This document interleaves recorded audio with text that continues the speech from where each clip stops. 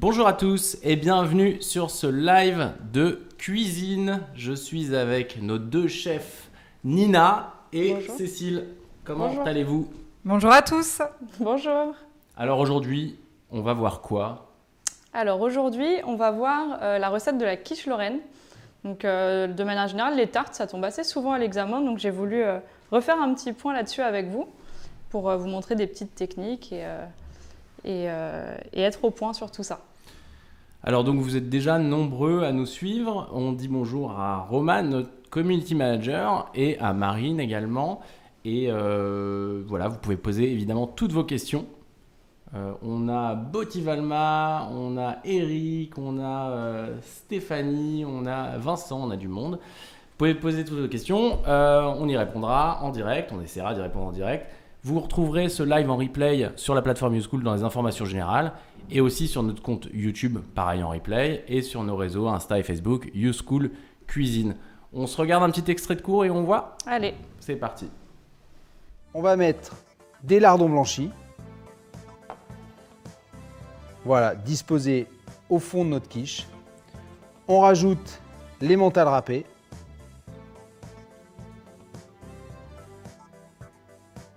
Et ensuite, on va rajouter par-dessus notre appareil à crème prise. L'appareil à crème prise, petit rappel, des œufs, du lait, de la crème, un petit peu de sel et de la noix de muscade. Donc on prend vraiment un pochon, on ne vide pas, car si on vide au centre, toute la garniture va aller sur les bords. Là, en faisant comme ça, on est obligé d'avoir de la garniture partout dans notre quiche. Voilà, c'est terminé. On n'a plus qu'à enfourner 180 degrés, environ 40 minutes.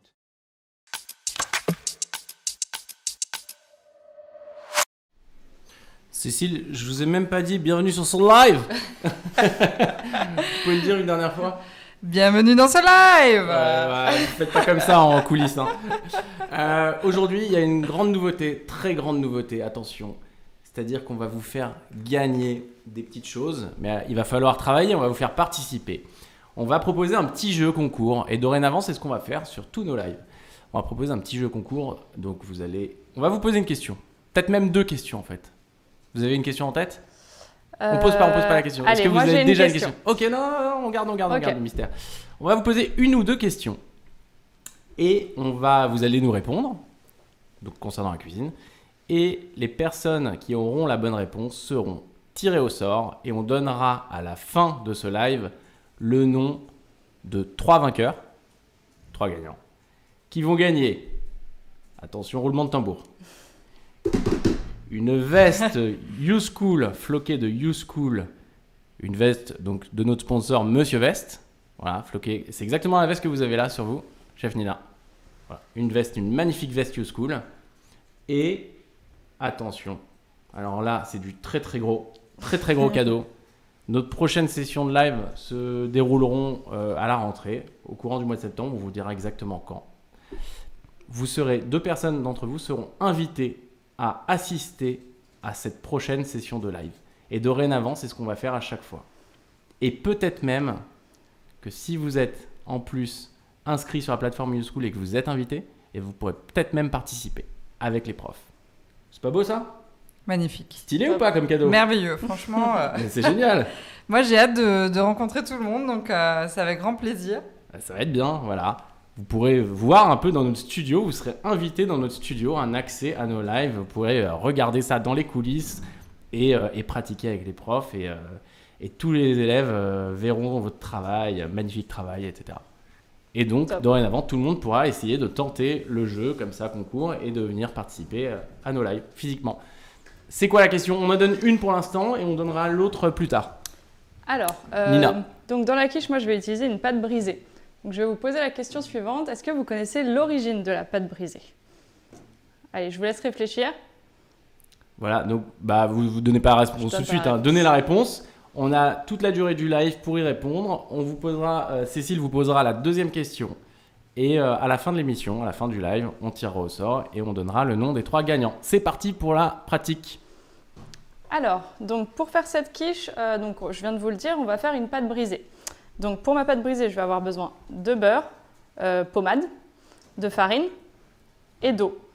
J'ai mis mon sel directement à diluer dans l'eau. Je préfère faire comme ça me permet de ne pas avoir de grains de sel en fait, dans ma pâte une fois que je l'abaisse et que je la fonce. C'est plus agréable d'avoir quelque chose de bien lisse. Donc, je vais mettre mon beurre dans ma farine. Donc, chef Nina, est-ce que vous pouvez nous préciser la texture du beurre? Donc là, le beurre, il doit être pommade. Donc là, en fait, ça va être une des différences avec la pâte sablée. Donc là, on va faire une pâte brisée donc par sablage. Mais la différence avec la pâte sablée, donc la méthode est la même, mais on aura un beurre pommade en fait. C'est ça qui va permettre, contrairement à la pâte, je me suis mélangée, je crois. Donc pâte brisée, beurre pommade, pâte sablée, beurre froid. En fait, du coup, ça ne va pas se mélanger de la même manière. Et dans la pâte brisée, on va avoir quelque chose qui est un peu plus... En fait, la pâte brisée, elle crée des brisures quand on la casse. Vous voyez, la pâte sablée, elle va plutôt avoir tendance à s'effriter. Donc, c'est ça qui va faire la différence. Et bon, bien entendu aussi, dans la pâte sablée, il y a de l'œuf, il y a du sucre qu'il n'y a pas dans la pâte brisée. Donc là, je vais procéder au sablage. Donc, avec mes doigts, du bout des doigts, je vais venir sabler mon beurre et ma farine. Donc en les mélangeant bien du bout des doigts, j'évite d'utiliser le haut, l'intérieur de ma main qui va beaucoup chauffer la pâte. Là, le but, c'est de ne pas trop la travailler. Et donc, il y a d'autres pâtes qu'on peut utiliser pour faire des tartes, de manière générale. Il y a aussi une pâte sucrée, par exemple, pour les pâtes sucrées. On peut aussi utiliser une pâte à foncer. Donc pour ces deux autres méthodes, on va pouvoir utiliser une autre méthode qui est la méthode du crémage. Donc pour la méthode du crémage, je crois qu'on a une petite vidéo, Jérémy, on a un extrait pour vous montrer un peu la différence de travail. Moi, pendant ce temps-là, je procède à mon sablage. Tout à fait, on regarde ça. Une fois la pâte ferme après le réfrigérateur, nous allons l'abaisser et foncer. Nous fleurons le plan de travail dessus et sous la pâte, et nous abaissons si elle est un peu froide. Nous pouvons la taper de cette façon pour la réchauffer. Ce n'est pas le cas ici.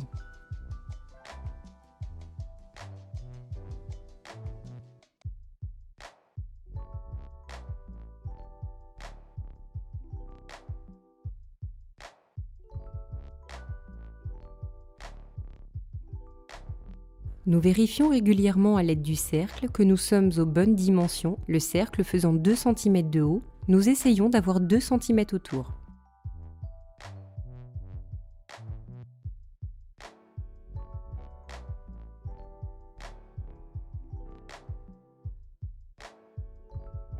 Là, nous sommes bons au niveau des marges. Là, on vous a montré la vidéo de la baisse, on vous remonte tout de suite la vidéo en question. Je place mon beurre et mon sucre dans une cuve, j'y ajoute l'œuf et le sel.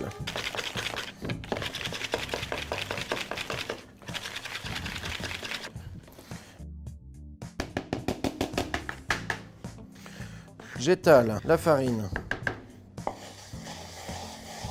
sur mon plan de travail et je vais maintenant mélanger tous les ingrédients. L'avantage avec cette méthode est qu'on pétrit beaucoup moins la farine. On obtient une pâte donc beaucoup plus souple que quand on prépare une pâte par sablage. La pâte est bonne quand elle ne colle plus ni au plan de travail ni aux doigts. Comme pour la pâte sucrée, je la baisse, je lui donne une forme ronde, je l'ai filmée au contact et je vais la réserver au froid pendant au moins 30 minutes. Voilà, donc on re-regardera la vidéo de la baisse tout à l'heure quand ce sera le moment. Donc du coup, vous avez vu la différence entre crémage et sablage. Donc là, on a un sablage, donc mon beurre est bien mélangé, on voit, à la farine. Et donc pour avoir ma pâte, je vais venir ajouter mon eau. Donc comme je vous l'ai dit tout à l'heure, j'ai déjà mélangé mon sel dans mon eau. Donc je vais venir, hop, incorporer mon eau doucement. Je ne mets pas tout d'un coup parce que selon la farine utilisée, on ne va pas mettre exactement la même quantité d'eau. Je préfère y aller doucement, la travailler petit à petit et rajouter au fur et à mesure. Ça me permet d'éviter d'avoir à rajouter de la farine à la fin. Donc là, je vais venir donc rassembler un peu tout ça. Donc grâce à l'eau, ça va bien venir s'homogénéiser. Donc, Nina, vous pouvez avancer un tout petit peu votre cul de poule pour qu'on voit mieux. Merci beaucoup. Je peux travailler ma pâte à même le plan de travail. C'est plus facile. Je n'ai pas envie de nettoyer mon plan de travail. Moi, après, je préfère la travailler directement dans mon cul de poule.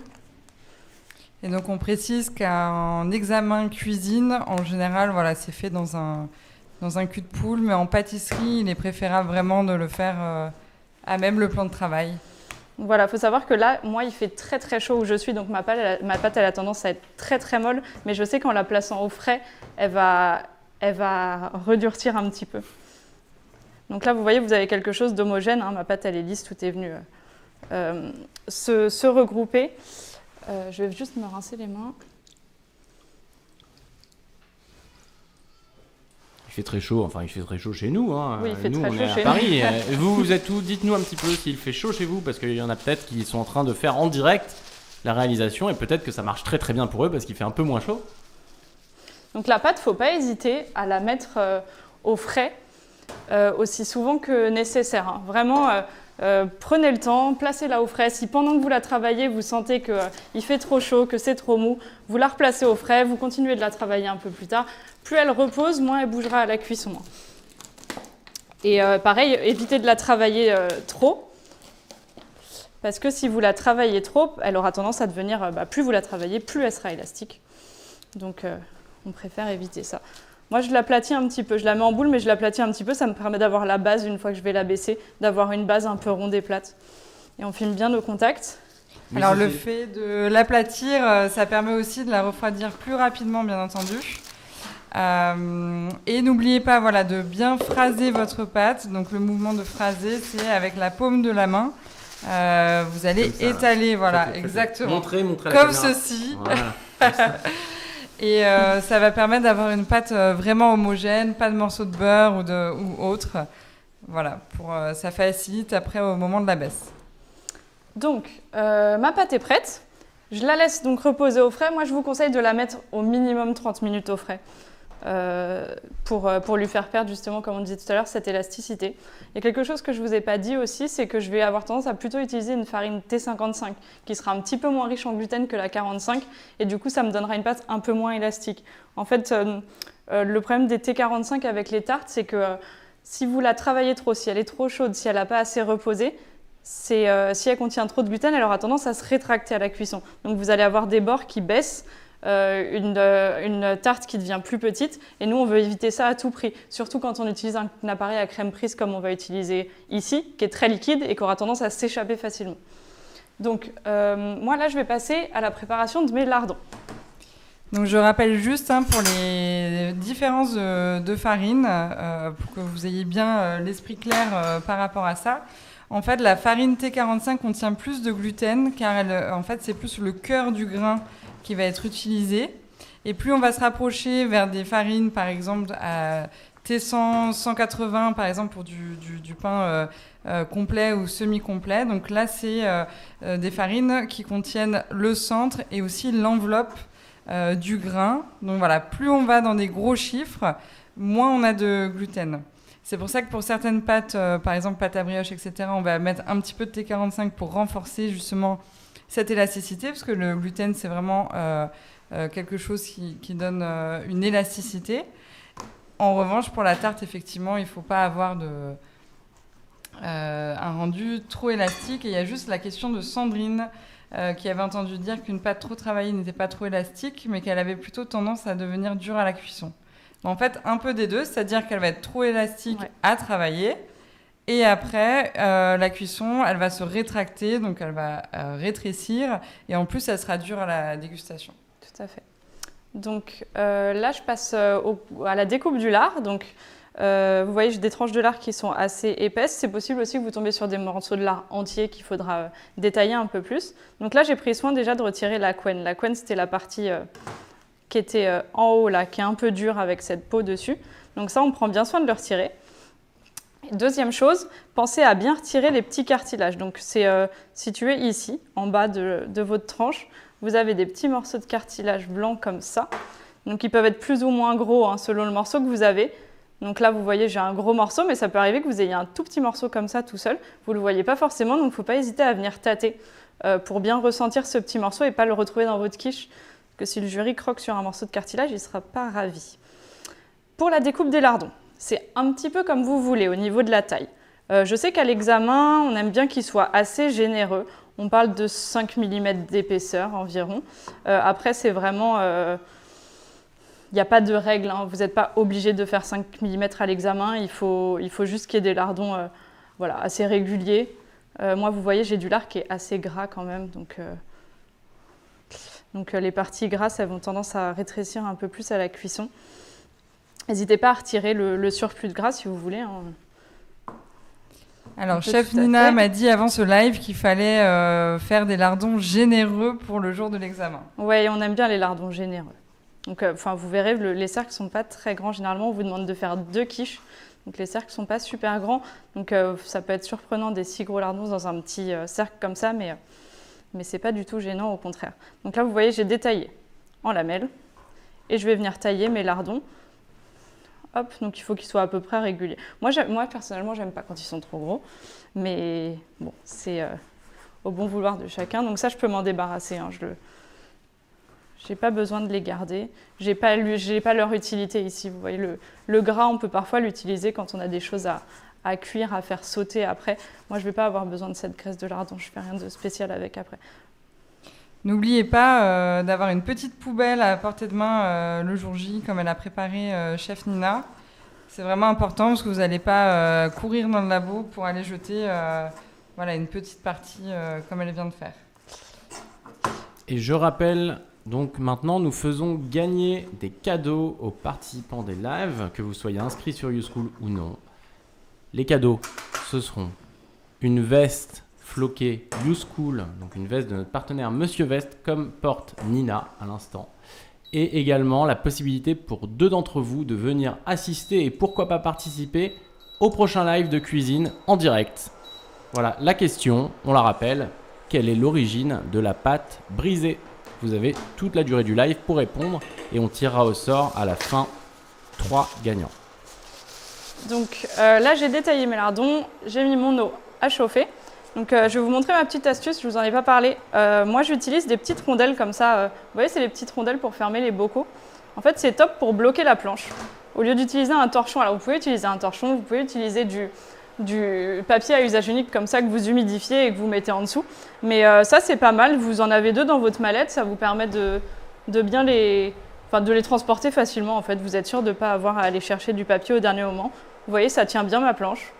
Donc je trouve que c'est l'idéal. Donc, alors, on a une petite question de Vincent qui demande pourquoi pas d'œuf entier, pas de jaune ou pas d'œuf du tout dans la pâte. Et donc, c'est bien la différence entre la pâte... Ouais. Oui. Alors, il y a aussi une petite variante, mais à l'examen, généralement, on vous le donne. En fait, à l'examen, vous avez une fiche technique avec vraiment les ingrédients à suivre. Vous n'avez pas à inventer, hein. Vous suivez vraiment les ingrédients et les pesées qui vous sont donnés. Mais, alors, la pâte brisée d'examen, généralement, il n'y a pas d'œuf. Je sais que certaines personnes, moi j'aime bien faire ça, ajoutent un jaune d'œuf en fait au moment de préparer la pâte. Ça permet d'apporter un petit peu de croustillant à la pâte, tout simplement. Ça va changer un tout petit peu la texture. Donc on peut ajouter un jaune d'œuf dans la pâte brisée. Alors bien sûr, si vous ajoutez un jaune d'œuf, vous allez réduire un petit peu la quantité d'eau, hein. Il faut harmoniser les volumes de liquide. Donc là, j'attends que mon eau soit bien chaude. Et je vais pouvoir on rappelle blanchir. Que le jaune d'œuf étant très très gras, voilà, ça permet toujours d'ajouter de la texture, de l'onctuosité et en plus c'est un agent qui permet de colorer les produits. Ouais. Et je sais plus ce que j'allais dire. Alors là on va faire blanchir les voilà, c'est ça. Les lardons.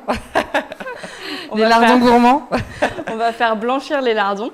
Donc blanchir les lardons, ça va servir à retirer un peu l'excédent de sel contenu dans les lardons, hein. Les lardons sont très salés, donc là on va retirer une partie du sel, ça va permettre de les dégraisser un petit peu. Et aussi ça va permettre de les pré-cuire. Surtout si vous avez des lardons qui sont généreux, on va avoir besoin de les pré-cuire parce que quand ils vont cuire au four dans la quiche, vous allez avoir d'abord la pâte qui cuit, votre appareil à crème prise qui cuit et ensuite les lardons qui vont pouvoir cuire. Mais si vous voulez une cuisson optimale des lardons, il faut les cuire avant parce que sinon le temps de cuisson des lardons, vu qu'il arrive en dernier au four, il ne sera pas assez poussé en fait et vous allez avoir des lardons qui sont un peu trop crus et du coup qui vont être difficiles à mâcher. Donc là, mon eau est presque chaude. Alors, chef Nina, Oui. Nina, est-ce que tu peux mettre la plaque de cuisson un peu plus au centre afin qu'on la voit bien sur toutes les caméras Tac. et un tout petit peu plus vers toi. Merci. Est-ce qu'il y a des questions en attendant que ça chauffe tout ça? Oui, bah, en fait, on a Eric qui disait « Je pensais qu'il fallait blanchir les lardons avec un départ d'eau froide. Vous n'êtes pas obligé. Moi, je les blanchis pas avec un départ d'eau froide, mais vous pouvez. Hein. Enfin, ça fait gagner du temps. C'est vrai, j'aurais pu faire comme ça. » Alors, on peut rappeler ce que veut dire blanchir, peut-être? Bah, c'est juste, en fait, c'est une pré-cuisson. C'est vraiment un passage rapide dans l'eau. Du coup, on apporte l'eau jusqu'à ébullition. Un passage rapide qui va permettre une pré-cuisson ou un dégraissage ou un dessalage comme ici. Donc les lardons, vous allez voir, ils vont blanchir un petit peu. Je propose qu'on passe, Cécile, à ta question. Ça marche. Hein, comme ça, nos spectateurs ont le temps de réfléchir, ou d'aller chercher sur Google, hein, on va pas se mentir. Ont le temps de réfléchir et peut-être de gagner donc soit notre veste YouSchool Monsieur Veste que porte Nina, soit de venir participer en live au prochain live, de participer ou assister à voir. C'est marrant parce que les chefs à YouSchool deviennent des mannequins carrément pour les pour vestes. la veste. Ouais. Et quel mannequin, hein. Elle est magnifique cette veste, elle est d'une blancheur incroyable. Effectivement. Alors cette question. Alors en fait, j'ai de la chance car j'ai chef Pénélope à mes côtés qui adore faire des points historiques. Elle est où? Pénélope. Les points historiques de Pénélope, alors c'est quoi? Du coup, elle m'a fait une petite fiche et donc voilà, elle m'a expliqué qu'on trouvait les premières traces écrites concernant la quiche lorraine à partir du 1er mars 1586 chez le duc de Lorraine, puis à Nancy juste un peu plus tard. Vous donnez pas la réponse quand même, hein? Non. D'accord, Non. c'est juste la Et question. ma question, en fait, c'est à ce moment-là, donc c'est des restes qui ont été utilisés pour constituer la première quiche. Donc c'est un peu voilà, une création de restes. Et j'aimerais savoir avec quel reste la première quiche a été constituée. Donc la question, si on devait résumer. Avec quoi a été créée la première quiche, quels ingrédients, quel type de pâte ou appareil, voilà. Ah franchement, ça, autant j'étais mauvaise langue et je disais aller chercher sur Google, autant ça, c'est un peu chaud à aller trouver sur Google, je pense. Ouais, c'est assez intéressant Donc, il faut vraiment de voir maîtriser. l'origine. Il faut maîtriser. Vous ne pourrez Voilà. pas tricher là-dessus. Et il y a toujours des petites histoires comme ça en cuisine et c'est hyper intéressant de les savoir, que ce soit pour la tarte à thym, pour... voilà, il y a tout un tas de petites histoires intéressantes. Avec quel ingrédient a été fabriqué la première fois la quiche lorraine? C'est ça? Oui. Voilà. Quelle préparation? Quelle préparation Ouais. exacte? Répondez à cette question et tentez de gagner d'ici la fin de ce live une veste YouSchool de notre partenaire Monsieur Veste et une invitation à assister, voire à participer à notre prochain live pour la rentrée en cuisine en septembre, ici dans le studio avec toutes les lumières, les caméras, tout ça, tous nos profs en vrai. C'est ça. C'est incroyable. Waouh. Voilà, répondez à cette question et dans quelques minutes, on vous donne la réponse. Donc voilà, moi de mon côté, mes lardons ont terminé de blanchir. Alors idéalement, utiliser une araignée, ça ira plus vite. Moi, j'en ai pas. Donc je fais avec un petit écumoire. Je ne sais pas si vous avez bien vu, avant de sortir mes lardons, j'ai écumé le dessus de mon eau de cuisson. Donc en fait, il y a des petites impuretés qui remontent. Vous voyez la petite mousse blanche qui se forme sur le dessus.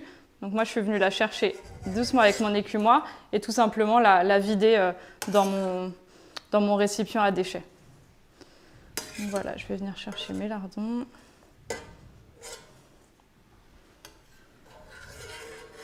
L'araignée, c'est l'idéal, hein, de toute façon. Moins il y a de quantité, plus c'est dur à attraper. Hop. Alors, je continue rapidement sur le point historique. En fait, le nom de la quiche viendrait de l'allemand Küchen, je ne sais pas trop le dire. Pourtant, j'ai des amis allemands, donc je vais me faire taper sur les doigts.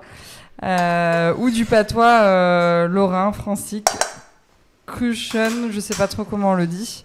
Voilà, donc ça, c'est l'origine du mot. J'aurais dû réviser mon Vous n'avez allemand pas d'amis avant. alsaciens par contre? Si, bien sûr. Ok. Et donc, je viens de Lorraine aussi. Et hein, vous donc vous tapez c'est- sur les doigts aussi. Ah, en plus. Oui, ouais, je sais. Ouais. Alors, Donc mes lardons sont prêts. Maintenant, je vais pouvoir préparer mon appareil à crème prise. Ça va me permettre, une fois que je passe à mon abaisse de pâte, mon chiquetage, tout ça, que tout soit prêt et prêt à remplir mon fond de tarte au moment voulu. Donc je vais avoir besoin de mes œufs, mon assaisonnement. Donc j'ai pris muscade, sel. Vous pouvez mettre du piment d'Espelette, du poivre. Voilà, vous assaisonnez, vous n'hésitez pas à goûter si besoin. Je vais avoir besoin de mon fouet. Voilà, alors en cuisine, n'oubliez vraiment pas d'assaisonner vos produits. C'est ce qui fait la marque du cuisinier, le fait de faire de belles cuissons, d'assaisonner. Donc n'oubliez pas ce point-là, quoi, parce que un produit sans sel et sans assaisonnement, c'est quand même un peu fade. Hein. Donc je vais venir incorporer. Alors utilisez un grand cul de poule si vous avez. Comme ça vous permet de faire des grands gestes. On incorpore bien la crème. Donc moi j'ai utilisé que de la crème. Mais vous pouvez utiliser du lait, vous pouvez utiliser moitié crème, moitié lait. L'idéal, c'est moitié crème, moitié lait. Ça permet d'avoir quelque chose de pas trop riche, mais qui soit pas non plus trop léger. Que du lait, ça apporte un appareil un peu fade, je trouve. Alors, on a une question de Sandrine. À l'examen, je peux tomber sur n'importe quel type de quiche ou seulement la quiche Lorraine? Non, à l'examen, vous pouvez tomber sur n'importe quel type de quiche. La Lorraine, c'est vraiment la quiche de base. La meilleure région. Donc, rassurez-vous, vous n'aurez pas à devoir répéter ces mots alsaciens comme Cécile. Je fais comme chef Amandine avec la Vous Bretagne. ne serez pas noté là-dessus, ne vous inquiétez pas. Donc voilà, mon appareil est prêt. Je vais pouvoir le garder au frais et je vais passer à ma pâte. Donc, j'ai mon pâton de tout à l'heure. Moi, je ne vais pas pouvoir l'utiliser tout de suite parce qu'il n'a pas eu le temps de refroidir, malheureusement. Sinon, on doit attendre 30 minutes et ça va sens que être ça va un être le petit peu moment long. de la baisse. Et ça va être le moment de la vidéo de la baisse. Donc, je vais essayer de ne pas vous mettre l'autre cette fois. C'est parti. Une fois la pâte ferme après le réfrigérateur, nous allons l'abaisser et foncer. Nous fleurons le plan de travail dessus et sous la pâte. Et nous abaissons si elle est un peu froide. Nous pouvons la taper de cette façon pour la réchauffer. Ce n'est pas le cas ici.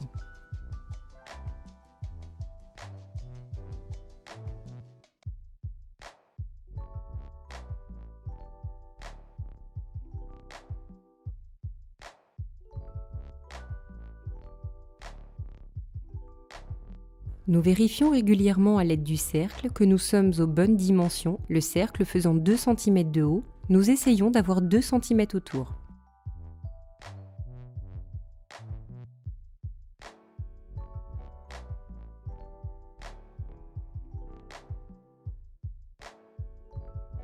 Là, nous sommes bons au niveau des marges.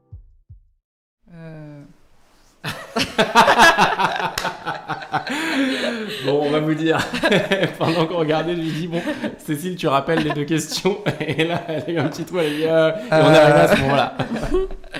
Donc, alors, la deuxième, je la connais par cœur, c'est la mienne. Quelle est l'étymologie du mot? Non, je rigole. Alors, la première question, c'était quelle est l'origine de la pâte brisée? C'est bien ça, Nina? C'est ça. Yes, j'ai une mémoire d'éléphant. Et la deuxième, donc c'est avec quelle préparation, quels ingrédients ont été réalisés la première quiche autrefois en 1586. Et on va gagner quoi? Tu sais ou pas? Non. On gagne. Une veste portée par Nina, floquée non, school. C'est pas Stevie Wonder non plus. Une veste, Monsieur Veste, floquée avec le logo YouSchool, le superbe logo de toutes les couleurs YouSchool. Voilà. Ou alors une invitation spéciale sur notre magnifique plateau de live. Deux invitations. Deux invitations. Deux d'entre vous auront la chance de venir et même de se rencontrer d'ailleurs. Donc dans notre studio et peut-être même de participer au prochain cours, donc pour le prochain live. Alors, je ne vais pas trop traîner de mon côté parce qu'il fait très chaud, comme je vous l'ai dit tout à l'heure, les conditions ne sont pas vraiment optimales. Comme dirait chef Quentin. Du coup, j'ai pas envie que mon abaisse chauffe trop, sinon elle va devenir très très molle et ça va être très difficile à travailler. Donc, j'ai préparé mon abaisse, mon cercle. Moi, j'utilise un cile-pâte, mais vous pouvez utiliser une feuille de papier cuisson lambda. Une plaque, pas forcément une plaque à trous. Je vous déconseille une plaque à trous d'ailleurs. Je l'ai prise exprès pour que vous voyez ce que c'est. Les plaques à trous, elles vont avoir tendance à se déformer, se tordre à la cuisson quand elles sont passées au frais avant. Donc moi, ça m'arrive tout le temps. Donc j'évite d'utiliser ce type de plaque, mais là, j'en avais pas d'autres aujourd'hui. Donc voilà, je vais commencer par... Donc j'ai préparé un beurre pommade, je l'ai laissé à température ambiante en fait pour qu'il soit assez mou. Et je vais venir beurrer mon cercle. Donc pas la peine d'en mettre trop, mais il faut quand même qu'il y ait une couche régulière partout. Voilà, il faut avoir une couche bien uniforme. Et concernant la plaque, n'hésitez pas à utiliser soit des plaques noires, soit des tourtières. C'est une plaque en forme de rond pour cuire les tartes justement. Ensuite, je vais venir récupérer mon abaisse. Donc vous voyez, de la rouler autour de mon rouleau, en fait, ça me permet de la transposer facilement sans qu'elle se casse. Hop. Et je vais venir la placer au niveau de mon cercle. Alors, je précise que là, chef Nina, elle a abaissé sa pâte et ensuite, elle a un peu retaillé en forme de cercle. Oui, tout à fait. Ce qui va faciliter, en fait, avoir un bord un peu uniforme, donc c'est pas exact, mais ce qui va faciliter le fonçage. Si vous avez un grand bord, ça risque de casser. Donc là, je vais venir pousser mon abaisse jusque dans les angles de mon cercle. Cette étape, elle est très, très importante. N'hésitez pas d'ailleurs, à soulever un petit peu le cercle en poussant avec le dessus de votre doigt. Le dessus du doigt, c'est mieux d'utiliser le dessus de vos mains lorsque vous travaillez les pâtes parce que le dessus des mains est moins chaud que l'intérieur. Donc, moins la pâte chauffe vite, plus vous avez de temps pour la travailler. On a une question, Nina, maintenant que tout le monde sait que tu es une star et qu'ils peuvent gagner ta veste à porter. On a une question de Stéphanie qui te demande quelle est ta tarte ou ta quiche salée préférée. Saumon épinard. J'adore la quiche saumon épinard. Donc Stéphanie, hein, si vous avez la chance de gagner cette invitation, vous pouvez commencer d'ores et déjà à préparer cette quiche pour Nina. Voilà, là ma pâte du coup elle était très froide, elle commence à chauffer. Donc là ma pâte est bien placée à l'intérieur de mon cercle. Donc à l'examen on va vous demander de réaliser un chiquetage. Alors, idéalement il faudrait que vous réalisiez un chiquetage. Donc un chiquetage c'est un décor en fait en haut de la tarte qui va être réalisé à l'aide d'une pince à chiqueter. Donc la pince à chiqueter c'est celle-ci. C'est votre pince avec des petites dents. À ne pas confondre avec votre pince à désarrêter, qui a un petit peu la même forme, mais qui est lisse et qui est un peu plus grande. Vous avez une vidéo, hein, on le rappelle, hein, sur la plateforme YouSchool, du chiquetage. Hein, plusieurs vidéos même. On le fait quoi? Sur la tarte aux pommes, il me semble. Le chiquetage, ouais, sur la tarte aux pommes. En cuisine, elle y est aussi. Voilà. La tarte aux pommes. Donc, je vais venir créer un petit boudin. En fait, vous voyez, avec mes doigts, je vais venir pincer pour créer un petit boudin sur le haut de mon cercle. Et c'est ça qui va être la base de mon chiquetage. Vous voyez, là, ma pâte, elle craque un petit peu, elle est un petit peu blanche. En fait, c'est parce que je l'ai faite hier et qu'elle a reposé au frais assez longtemps. Elle a un petit peu séché. Donc, c'est pas gênant. Mais du coup, plus elle est fraîche, moins elle se craquera, en fait. Alors, on a Lali qui demande si pour le second cadeau, est-ce que c'est compris avec le transport, le resto et même la visite des monuments parisiens. Donc, nous, on a un tas d'adresses de resto. Donc, c'est plutôt, être avec des cuisiniers à Paris, ça sera plutôt dans ce sens. C'est plutôt un marathon culinaire qu'autre chose. On n'assure pas les transports, on n'offre pas les transports, on offre l'invitation dans notre studio et à passer l'après-midi avec nous, ou la journée ou le matin, je ne sais pas à quelle heure ça sera exactement. Voilà. Les portes de YouSchool et du live vous seront ouvertes. Alors ça vaut ensuite, le coup. Donc vous voyez mon petit boudin est formé et je vais pouvoir couper du coup l'excédent de pâte à l'aide de mon rouleau. Hop, d'un côté et de l'autre. N'hésite pas à repasser un petit coup si besoin. Donc c'est important de faire en deux fois comme ça, d'un côté puis de l'autre. Sinon ça écrase en fait la pâte. Tout à fait. À l'examen, jetez pas cet excédent de pâte. Hein. L'excédent de pâte, on va le filmer, le mettre de côté et puis on expliquera qu'on peut l'utiliser pour une mini quiche supplémentaire ou autre. Mais surtout ne jetez rien à l'examen, enfin, à part les déchets bien sûr. Donc là, on va le replacer au frais. Donc là, mon boudin, il est côté intérieur. Je vais avoir besoin qu'il soit un peu redressé, parce que si je chiquete à l'intérieur, quand je vais remplir ma quiche, en fait, ça va disparaître. Le chiquetage va disparaître, il va être recouvert par mon appareil à crème prise. Donc là, je vais avoir besoin de remonter un petit peu tout ça. Donc je vais venir pincer le rebord pour le faire remonter un peu. Alors je fais attention, vous voyez, je mets mes pouces derrière parce que je ne veux pas que mon boudin remonte à l'arrière du cercle. S'il remonte à l'arrière du cercle, je ne pourrai pas décercler ma tarte. Le bord va se casser parce qu'il va venir se coincer au niveau du rebord. Donc je mets bien mon pouce pour éviter justement ça et j'essaye au maximum de bloquer le rebord, vous voyez, de le faire rentrer mais du côté avant du cercle. Voilà, et je continue de bien plaquer l'intérieur contre le rebord. Si votre rebord de tarte n'est pas bien plaqué contre le rebord du cercle, en fait, il risque de tomber à la cuisson. C'est comme ça qu'on se retrouve avec des bords de tarte qui se couchent en fait à la cuisson. Donc j'essaye d'avoir quelque chose d'assez régulier en pinçant à peu près pareil partout, mais en évitant de trop marquer l'intérieur avec mes doigts. Voilà, là j'ai un rebord qui est à peu près régulier. Vous voyez, il est bien plaqué. On voit mon angle de cercle. Donc tout va bien. Alors, on a Lali qui nous demande, peut-on utiliser un couteau d'office pour ébarber les bords ? Donc, pour ébarber de manière classique, bien entendu. Là, franchement, il faudrait peut-être privilégier la technique avec le rouleau. T'en penses quoi, Nina ? Ouais, non, le faites pas avec le couteau. Si vous le faites avec le couteau, en fait, votre lame, elle va de toute façon être en biais et vous allez couper un rebord de votre boudin. Donc, c'est vraiment pas l'idéal. Le rouleau, c'est vraiment déjà le plus rapide, le plus simple et vous prenez le moins de risques avec. Voilà, et ça conserve bien le surplus de pâte qu'on avait mis au départ. En fait, ébarber avec le couteau, ça va être top pour raser au niveau du cercle, pour avoir un fonçage qui est net. Donc ça, on va plutôt le faire sur des tartes de type tarte au chocolat, par exemple, qui a une ganache. On a besoin de quelque chose de lisse et net. Là, on va privilégier ça. Pour la quiche, vraiment, on vous demande le chiquetage à l'examen.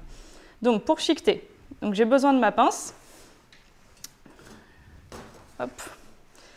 Et je vais venir pincer les rebords de ma tarte. Donc, je vais me positionner, donc pas droit comme ça. Je vais venir me positionner en biais. Avec mes doigts, je vais venir pincer l'endroit où je vais chiqueter. Ça va me permettre à ma pâte de ni se décoller de l'extérieur, ni se décoller de l'intérieur, d'avoir quelque chose qui se pince droit.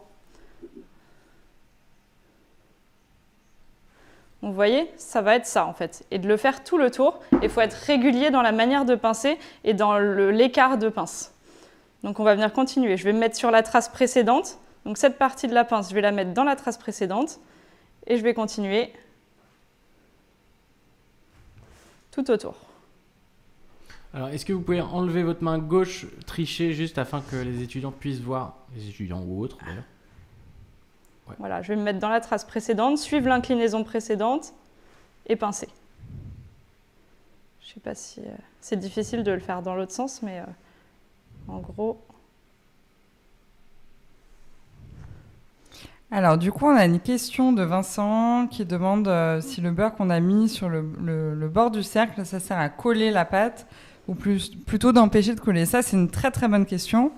Donc, on a tendance à penser que c'est justement pour décoller, puisque, par exemple, pour un gâteau, on beurre le moule pour le démouler. Ici, l'intérêt, c'est vraiment de coller la pâte dans un premier temps quand vous faites le fonçage. C'est pour ça qu'il faut vraiment éviter de mettre trop de farine sur votre pâte. Ne pas hésiter, avec un pinceau sec et propre, à enlever l'excédent. Sinon, la pâte ne va pas adhérer sur le bord. Il faut vraiment avoir du beurre de manière uniforme. Ça permettra vraiment d'attraper et de coller la pâte. Et après cuisson, ça permettra aussi de démouler. Donc je fais tout le tour de ma tarte. Vous voyez, j'ai pas bloqué ma planche parce que j'ai envie de la faire tourner. C'est plus simple de faire tourner la planche plutôt que moi ou plutôt que mon fond de tarte.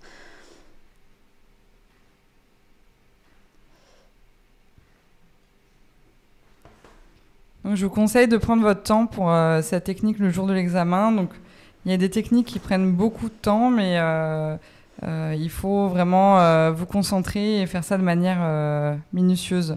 Vous voyez, là, je repasse un petit peu tout autour avec mes doigts pour être sûr que les bords ne se soient pas décollés à l'intérieur, hein, donc pour recréer cette adhérence si ça s'est décollé par endroits, et pour être sûr à l'extérieur, vous voyez, je sens s'il y a de la pâte qui est venue se mettre sur la partie arrière du cercle qui risquerait de bloquer au décerclage.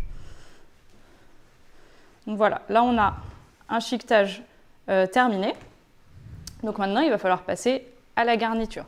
Donc si vous le pouvez, je vous conseille vraiment de replacer votre fond de tarte foncé, chiqueté, au frais. ça va lui permettre de reprendre un peu de tenue, ce qui va refroidir, donc il va avoir plus de tenue. Et ça va permettre encore une fois à la pâte de se reposer. Là, mine de rien, on a retravaillé la pâte en la fiquetant et en la chauffant avec nos doigts. Et donc ça peut avoir réactivé un petit peu le gluten. Donc plus on laisse poser une pâte, moins elle bougera à la cuisson. Donc n'hésitez pas à le remettre au frais. Bon, moi là je ne vais pas avoir le temps, mais hop, tout ça, j'ai plus besoin. Vous pouvez, si je vais avoir le temps, parce que j'ai oublié de faire cuire mes lardons. Voilà. Ah oui. Donc on va pouvoir mettre notre pâte au frais, hop, et on va repasser à la deuxième cuisson des lardons du coup. C'est les aléas du direct. Alors, en attendant, j'aimerais qu'on éclaircisse un point, une question qui n'a pas été posée.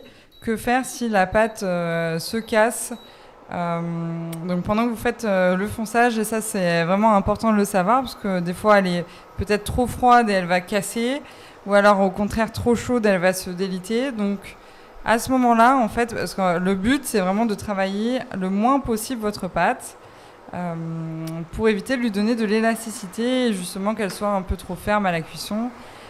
Donc il faut vraiment remettre votre pâte au froid pour la réétaler par la suite, mais sans refaire une boule 10 fois, quoi. Il faut vraiment essayer de la mettre ensemble, on va dire. Mettre les couches les unes sur les autres sans la retravailler plus que ça. Ouais.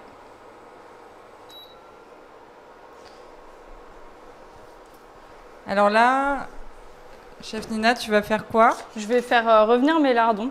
Ça va leur permettre de les griller un petit peu. Ça va faire ressortir bien le goût. Là, on risque d'avoir quelque chose de trop mou et pas agréable en bouche. Les faire revenir un petit peu, ça va les griller. Donc j'attends que ma poêle soit bien chaude. Je ne vais pas rajouter de gras de cuisson. Je trouve que les lardons sont déjà assez gras comme ça. C'est pas nécessaire. On a une question de Lali. Il faut la remettre au frais environ combien de temps? Alors, pour la première mise au froid, si vous n'en faites qu'une d'ailleurs, je vous conseille de mettre 30 minutes. C'est le minimum. Après, plus vous la laissez, mieux c'est. Enfin, si vous pouvez la laisser 1h30, allez-y. Mais à l'examen, vous n'aurez pas 1h30. Donc 30 minutes, c'est bien.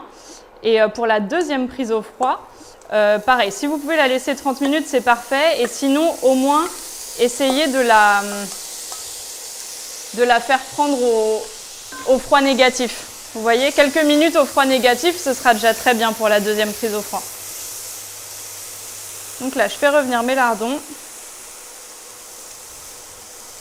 N'oubliez pas, plus que quelques minutes pour tenter de gagner une superbe veste comme porte Nina, une veste de notre partenaire Monsieur Vest, floquée avec le logo de YouSchool, et également une invitation, donc pour 2 personnes, donc 2 invitations plutôt, pour venir assister à notre prochain live de cuisine et venir physiquement, voilà, dans notre studio. La question c'est quoi, Cécile? Alors, quelle est l'origine de la pâte brisée? Ouais. Et la deuxième, avec quelle préparation et ingrédients a été préparée la première quiche? J'ai presque envie de t'offrir la veste que porte Nina, tellement tu as mérité. Donc voilà, Nina, elle fait saisir les lardons. Il faut vraiment avoir une poêle bien chaude, contrairement à la première cuisson qu'elle a faite qui permettait de dégraisser et dessaler, c'est ça? Ouais, une pré-cuisson. Donc là, ça permet quoi de griller? Là, ça permet de les griller un peu et de faire ressortir les sucres un peu. À bientôt Amélia qui nous quitte. Vous pouvez retrouver donc ce live en replay, je le rappelle, sur la plateforme YouSchool dans les informations générales. Si vous avez raté le début ou vous manquerez la fin, dans les informations générales. Et également sur notre compte YouTube, donc c'est YouSchool tout simplement. Et sur nos réseaux, c'est sur Insta et Facebook, c'est YouSchool Cuisine. Le live n'est pas en replay sur Instagram, mais vous pouvez nous suivre évidemment sur Instagram. Il est en replay sur Facebook et sur YouTube. Alors en fait j'ai bien fait de ne pas les faire cuire avant les lardons parce que ça dégage beaucoup de chaleur quand même. Donc ma pâte elle aurait pas aimé. On va dire que c'était fait exprès. Comme la tarte tatin et comme la quiche. Voilà. Donc là les lardons commencent à griller, vous voyez, ils commencent à colorer. Donc on va attendre un tout petit peu plus de coloration et on va pouvoir les retirer. Si vous avez le temps, vous pouvez les préparer vraiment à l'avance et les laisser refroidir après. C'est vrai que c'est pas terrible de mettre quelque chose de chaud dans un fond de tarte froid. Donc n'hésitez pas à les faire refroidir avant. Même dans les laboratoires à l'examen, vous avez des cellules de refroidissement. Vous pouvez les passer un petit coup en cellule. C'est très bien. Donc voilà, là on a une petite coloration, ça suffira pour moi. Et alors on a des questions sur le matériel, donc à savoir si la pince à chiqueter, elle va être fournie le jour de l'examen. Donc la pince à chiqueter, vous devez l'avoir dans votre mallette, c'est à vous de la porter. En revanche, pour le cercle, il sera fourni le jour J. Donc je rappelle que sur la plateforme, dans les informations générales, il y a toute une liste avec quel est le matériel dont vous avez besoin pour le jour J, quel est le matériel dont vous avez besoin pour vous entraîner à la maison en plus. Donc vous pouvez retrouver toutes ces informations dans l'onglet Informations générales. Donc je ressors tout ce qu'il me faut pour mon assemblage. Donc j'ai mon fond de tarte, mon appareil à crème prise, mon lard et mon fromage râpé. Donc vous pouvez piquer le fond de tarte si vous le souhaitez. Faites bien attention à le piquer, à ne pas trop le piquer parce que si vous le piquez trop fort, en fait, votre appareil à crème prise risque de s'échapper à la cuisson par en dessous. Donc c'est important déjà d'avoir un fonçage net pour éviter ça. Évitez d'aller piquer les angles aussi, parce que les angles, ça va être ce qui est le plus fragile pour laisser passer l'appareil. Vous n'êtes pas obligé. Si le fonçage est bien fait, vous n'avez pas besoin de le piquer. Donc, je vais venir disposer. Alors, moi, je préfère mettre les lardons en premier, le fromage râpé en second. Si vous n'aimez pas l'aspect, vous voyez, filandreux du fromage râpé sur le dessus, vous pouvez tout à fait hacher votre fromage râpé. Il ne sera pas visible comme ça à la cuisson. Donc, je vais venir disposer mes lardons de manière assez régulière sur toute la surface de mon fond de tarte. Hop. Donc là, on a juste une petite question. Est-ce qu'on peut mettre des lardons carrés ou alors il faut qu'ils soient forcément allongés? Non, pour la découpe des lardons, c'est vraiment c'est vous qui voyez. Idéalement, il faut qu'ils soient un petit peu allongés. Vous pouvez les faire en carré, vous pouvez les faire petits, vous pouvez les faire grands. Vraiment. Vous pouvez les faire en rond. Si vous avez beaucoup de temps. Donc, je vais venir mettre mon fromage râpé, pareil, de manière bien régulière.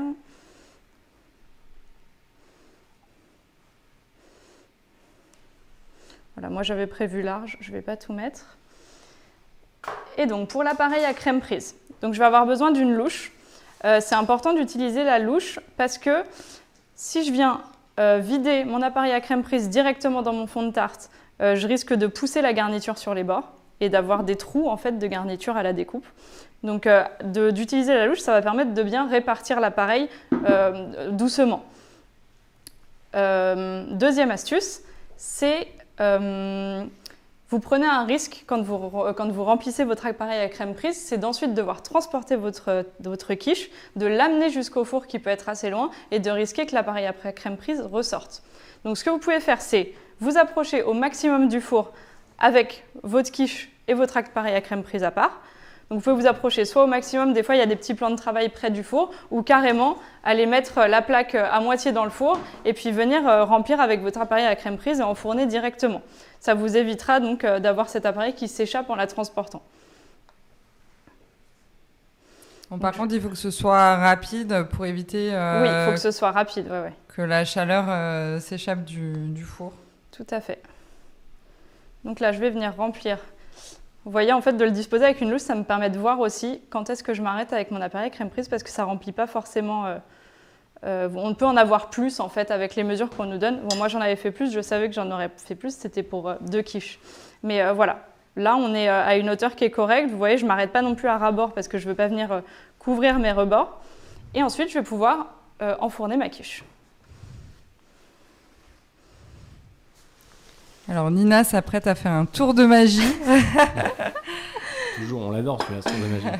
Est-ce que c'est Clémence qui va venir goûter la quiche Lorraine aujourd'hui? Clémence, donc, qui est goûteuse professionnelle. Ne faites pas ça à la maison. C'est parti? C'est parti. Et après, on passera au top et au flop. Et bien sûr, on dévoilera le nom des gagnants. Est-ce que Chef Nina peut quand même nous préciser à combien de temps on peut cuire cette quiche? Alors, vous pouvez la cuire 30 minutes à 180, 190. Alors, à l'examen, ce ne sera pas vous qui réglerez le four. Hein. Il sera pré-réglé. Voilà, je te laisse Alors, je tiens à préciser que Clémence n'est pas sponsorisée, elle n'est pas rémunérée pour dire qu'elle a aimé cette quiche. C'est vraiment purement Ça bénévole. marche super, hein. C'est parti Clémence, le verdict. C'est trop gênant. Il est dur le travail de Clémence. Hein. Voilà. Très très bon du coup. Délicieux. C'est vrai? Ouais. Merci Nina. Eh ben bravo Nina. Fantastique. On va passer au top et au flop.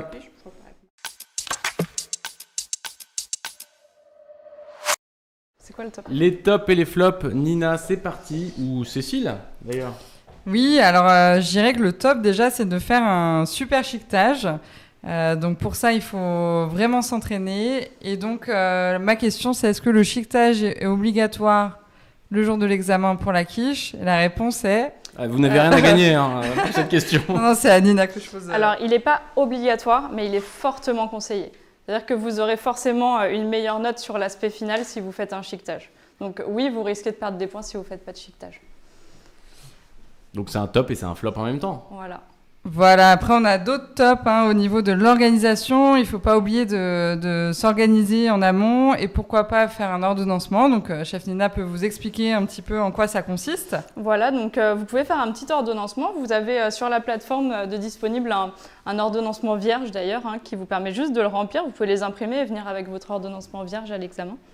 Donc ça vous permet de rassembler les grandes étapes de réalisation de vos préparations, donc de pouvoir croiser certaines préparations si besoin, de vous organiser en amont, donc ça vous prend à peu près 10 minutes à faire, et de vous retrouver du coup au moment de la pratique à ne pas paniquer. Si vous êtes à un moment où vous êtes perdu, vous allez pouvoir juste vous recentrer sur cet ordonnancement que vous avez fait et puis savoir exactement où vous êtes, où vous en êtes et ne rien oublier.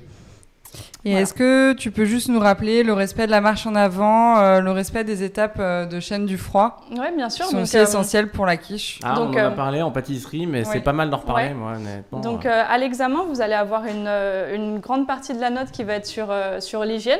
Donc l'hygiène, ça va être votre aptitude à vous laver les mains quand il y a besoin de se laver les mains. Donc à chaque fois que vous touchez quelque chose de souillé, par exemple, vous aurez besoin d'aller vous laver les mains. N'hésitez pas, dans le doute, allez vous laver les mains plutôt que pas.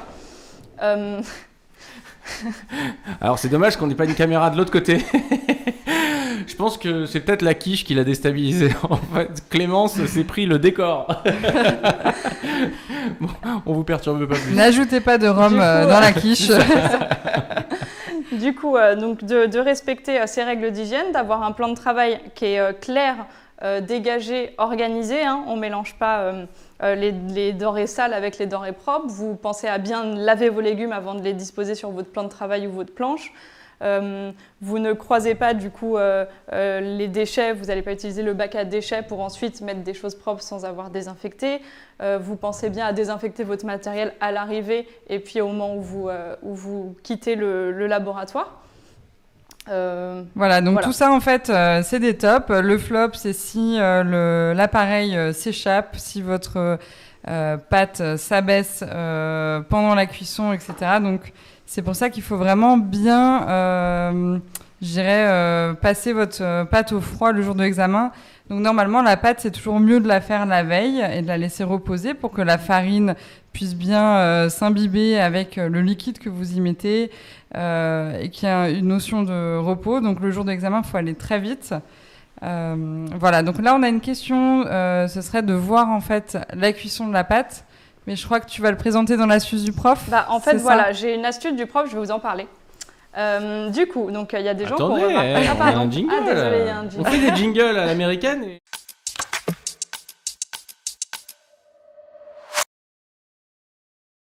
Censuré. Je me suis auto-censuré. Parfois, c'est pas plus mal. Allez, l'astuce du prof. Donc l'astuce du prof, c'est bon, le jingle est passé. Le jingle est passé. Super.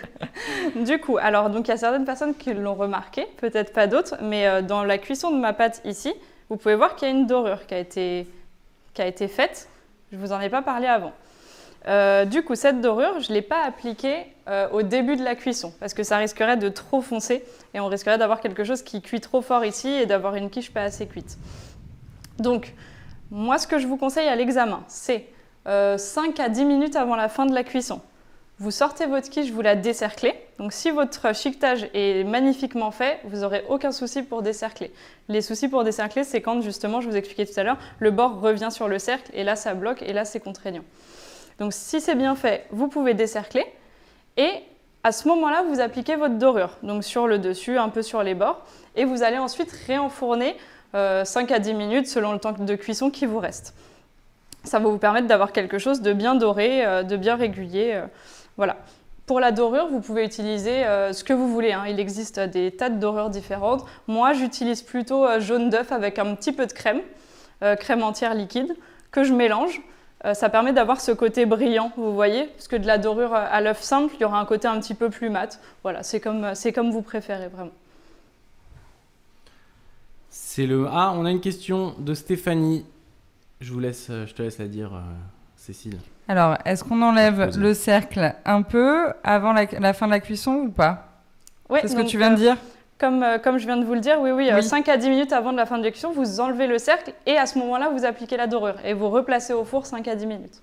Bon, faut que ce soit cuit quand même, parce que si elle est encore toute molle... Oui, il faut vraiment jauger le moment opportun, quoi. Mais je suis sûre que vous allez vous entraîner et que vous allez savoir exactement quand la retirer du four. C'est le moment, chers amis, tant attendu. Qui va décrocher une place dans notre studio pour le prochain live de cuisine? Et pourquoi pas participer en direct avec les profs devant tous les élèves et tous les viewers? Qui va décrocher une magnifique veste, Monsieur Veste, floquée avec le logo de YouSchool? On n'a pas les roulements de tambour parce qu'en fait, cette idée de cadeau, elle s'est un peu improvisée aujourd'hui, mais on vous prépare ça pour la prochaine fois. C'est Clémence qui va venir. C'est un peu notre huissier de justice. Non, ici, parce qu'on a le micro ici. Je vois que Nina est complètement stressée. Impatiente. Les réponses peut-être avant. Qu'on donne les réponses. Ah mais oui, les réponses. Bah oui. Donnons les réponses. Alors, quelles sont les questions, Jérémy? Alors, je me vengerai plus tard. Les questions de mémoire, purement de mémoire, c'est quelle est l'origine de la pâte brisée? Ouais. Sablée ou brisée? C'est ça. Brisée. C'est brisé. On a fait évidemment une pâte brisée là. Quelle est l'origine de la pâte brisée? Et la deuxième question, alors là, elle était plus technique. Avec quels ingrédients a été préparée la première... Attends. La première quoi? La première tarte aux pommes. La première quiche Lorraine, évidemment. Alors, Clémence, c'est parti. C'est pas moi qui donne les Bien. réponses. Il faut pas regarder parmi les bonnes réponses. Alors, Nina va donner la réponse à la première question. Donc, quelle est l'origine de la pâte brisée? Donc, la pâte brisée, à l'origine, elle a été inventée pour conserver, en fait, notamment les viandes, les pâtés. En fait, on formait une croûte autour, ce qui permettait de les garder plus longtemps. Donc, c'était pas destiné à être mangé en tarte à l'origine. C'était vraiment un conservateur. Et donc, la deuxième? Alors, la deuxième, donc, les premières quiches ont été faites avec un reste de pâte à pain et une crème. Voilà, ça peut être un appareil à flan ou alors on a vu tout à l'heure passer des œufs avec de la crème. Voilà, ça a été fait un petit peu comme ça. Et après, en fait, dans les fermes, ils rajoutaient ce qu'ils avaient, notamment des lardons, ce qu'ils avaient un peu sous la main. Et donc, c'est comme ça qu'est née la quiche Lorraine. Et donc du coup maintenant, c'est le moment des gagnants. Alors les trois gagnants devront nous envoyer leur mail sur l'adresse qui figure tout en haut à gauche de l'écran. Leurs coordonnées à l'adresse live, donc live@youschool.fr pour nous donner vos coordonnées, qu'on puisse vous rappeler et s'organiser tout simplement pour soit vous rencontrer au prochain live ou soit pouvoir vous envoyer la superbe veste. Déjà, est-ce qu'on a eu... Non, c'est pas celle que Nina porte. Je tiens à te dire, Nina a besoin de sa veste. J'ai besoin. Nina garde sa veste. Est-ce qu'on a eu déjà beaucoup de gagnants? Ou pas? Est-ce qu'on a eu beaucoup de gagnants? Non, beaucoup de bonnes réponses, pardon. Oui. Est-ce qu'il y a eu beaucoup de bonnes réponses? Il n'y a presque que des bonnes réponses. Que des bonnes réponses. Ok, il n'y a pas eu des loupés, des choses comme ça. Non, vous voyez, vous êtes super. Eh bien, c'est parti. Donc, alors, du coup, le gagnant, on va déjà donner le gagnant de la veste. Alors, c'est Anaï Michaud. Félicitations. Bravo! Je pense qu'on peut l'applaudir. Ah ben, on la félicite parce qu'il me semble qu'Anaï Michaud a gagné déjà quelque chose lors de nos concours, parce qu'en interne sur la plateforme, pareil, on propose des concours en fait, et après la meilleure réalisation se voit récompensée par des cadeaux. On a déjà offert des mallettes, pareil des tabliers. Qu'est-ce qu'on a offert? Du chocolat, beaucoup de chocolat. Grâce à nos partenaires, des couteaux, voilà. On offre quand même beaucoup de cadeaux pour récompenser nos élèves qui sont très courageux pour suivre cette belle formation. Félicitations. Et le premier gagnant, alors, donc, qui va être invité dans notre studio, donc pour suivre le prochain live en direct, physiquement, de cuisine. Alors, c'est Jean-Louis Courtois. Ouais, bravo. Donc vous pourrez venir, Jean-Louis, ici en direct, venir nous voir. Dites-nous où vous habitez, si c'est possible pour vous, si vous êtes de Paris. Envoyez-nous un mail à live@youschool.fr. Le deuxième gagnant, c'est Stéphanie Zender. Bravo. Désolée si je prononce mal. Voilà, et si vous êtes en plus un étudiant de la plateforme YouSchool, vous aurez peut-être l'occasion de participer, donc pendant ce live auquel vous assisterez, de participer avec Chef Nina ou un autre chef qui sera présent directement sur place. Eh ben, félicitations. Et on a hâte de vous rencontrer. Ah ouais, on a hâte. Donc ça sera pour la rentrée de septembre, on aura le temps de caler les dates, etc. Et puis je pense que ça va être un super beau live. Merci à vous de nous avoir suivis. Si vous avez d'autres questions, vous continuez à les poser sur la plateforme. Nina, Cécile, enfin tous les chefs y répondront. Vous pouvez suivre ce live, le revoir en replay donc sur la plateforme YouSchool dans les informations générales, également sur notre compte YouTube donc YouSchool. Et vous pouvez aussi aller sur nos réseaux, donc c'est Insta YouSchool Cuisine, et le live vous pouvez le voir en replay sur notre Facebook YouSchool Cuisine également. Merci beaucoup et à très vite. Merci à tous. Merci. Avec YouSchool, obtenez votre CAP cuisine. Rendez-vous sur youschool.fr. YouSchool, c'est comme à l'école, mais depuis chez vous.